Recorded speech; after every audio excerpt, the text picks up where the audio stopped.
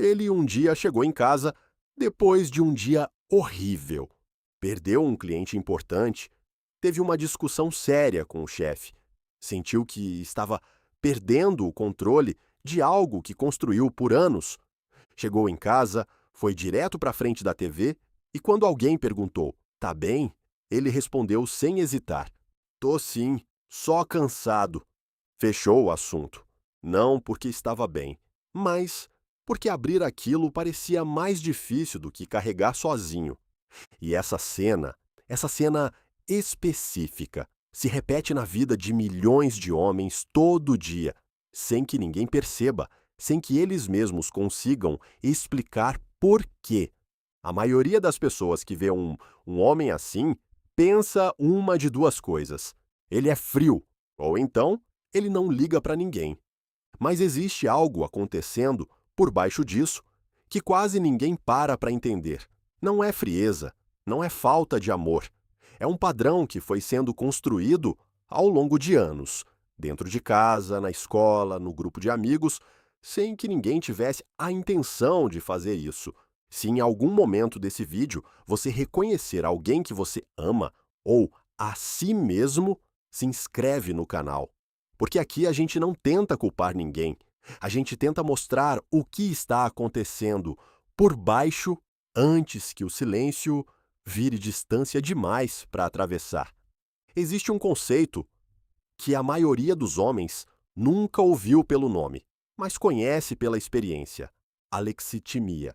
É a dificuldade de identificar e nomear o que você está sentindo. Não é que o homem não sente. Ele sente. Às vezes sente demais. Mas quando alguém pergunta: "O que você está sentindo?", tem um branco, uma parede. Como tentar descrever uma cor que você nunca aprendeu o nome. Pesquisas mostram que homens apresentam níveis significativamente mais altos de alexitimia do que mulheres. E isso não é genético, é aprendido.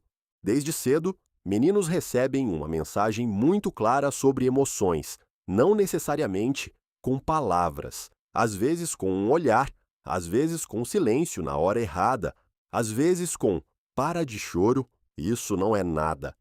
O cérebro aprende rápido. Se expressar emoção gera desconforto, rejeição ou vergonha, o sistema nervoso começa a fechar essa porta.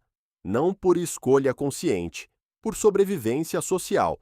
E com o tempo, a porta vai ficando cada vez mais difícil de abrir.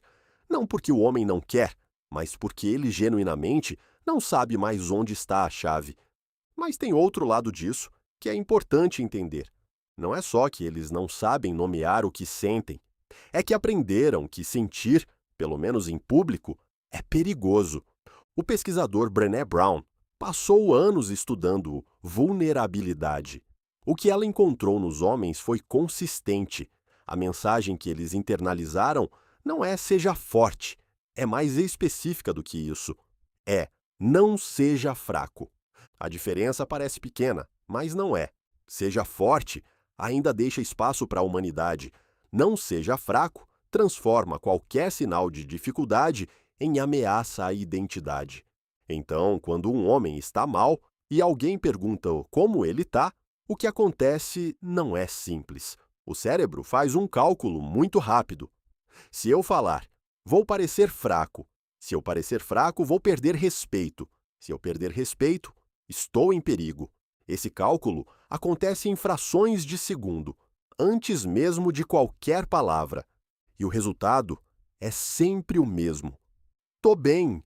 Agora vem algo que a neurociência ajuda a entender e que muda completamente como você vê esse padrão. O cérebro masculino não processa emoções de forma menos intensa. Pesquisas de neuroimagem mostram que a resposta emocional inicial em homens e mulheres é praticamente a mesma. O que é diferente é o que acontece depois.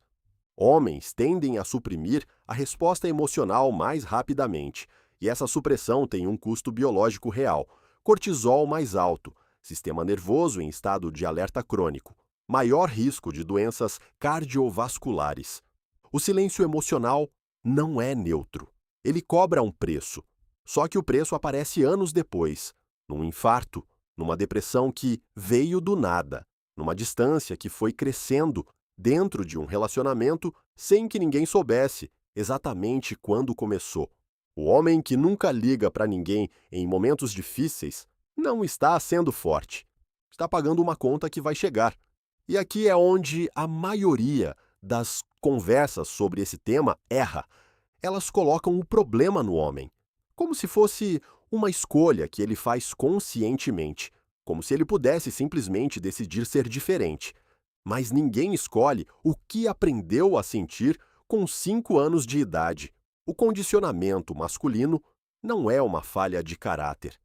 É um sistema de sobrevivência que funcionou, em algum contexto, em algum momento, e que agora está sendo cobrado num mundo que exige algo diferente. O problema não é que homens são frios. O problema é que ensinamos meninos a fechar uma porta e depois esperamos que adultos a abram sem nunca ter dado a eles a chave. Então, o que fazer com isso? Se você é o homem nessa história, a primeira coisa não é aprender a falar mais, é aprender a perceber o que está sentindo antes de suprimir. Nomear internamente, mesmo que não diga para ninguém. O cérebro precisa reconectar emoção e linguagem. E isso começa pequeno, no silêncio, sem plateia. Se você é quem está do lado, a coisa mais inútil que você pode fazer é cobrar abertura emocional no momento de maior tensão. O sistema nervoso dele vai fechar ainda mais. O que funciona é criar segurança consistente ao longo do tempo. Não uma conversa, um padrão. Segurança não se constrói numa noite, mas começa com uma pergunta feita, sem expectativa de resposta perfeita. No começo do vídeo, tinha um homem na frente da TV. Dia horrível, ninguém sabendo. Ele preferindo assim. Talvez agora essa cena pareça diferente. Talvez você veja não um homem frio, mas um homem que aprendeu muito cedo que certas portas não se abrem, que carregou isso por tanto tempo que nem lembra mais como é não carregar. Isso não precisa ser assim para sempre, mas mudar começa com entender de onde veio. E entender começa aqui. Se alguma parte desse vídeo descreveu alguém que você conhece ou uma parte de você que você nunca soube nomear, escreve nos comentários, porque o silêncio que parece proteção, às vezes é só um hábito antigo esperando ser reconhecido.